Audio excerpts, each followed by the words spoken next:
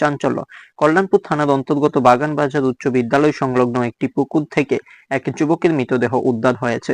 এই মৃত যুবকের নাম নীতিশ দুবে, পিতা জগদীশ দুবে, বয়স আনুমানিক ২৬ বছর। এই ঘটনার খবর ছড়িয়ে পড়তে এলাকায় ব্যাপক উত্তেজনার সৃষ্টি হয়।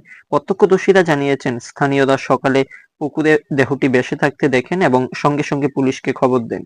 ঘটনাস্থলে কল্যাণপুর থানার ভারপ্রাপ্ত আধিকারিক তাপস মালাকার সহ অন্যান্য পুলিশ ও দমকল বাহিনীর কর্মীরা উপস্থিত হয়ে মৃতদেহটি উদ্ধার করেন।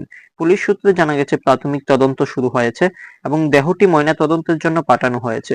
মৃত্যুর সঠিক কারণ এখনো জানা যায়নি, তবে এটি দুর্ঘটনা, আত্মহত্যা নাকি অন্য কোনো কারণ তা তদন্তের পরই নিশ্চিত হওয়া যাবে।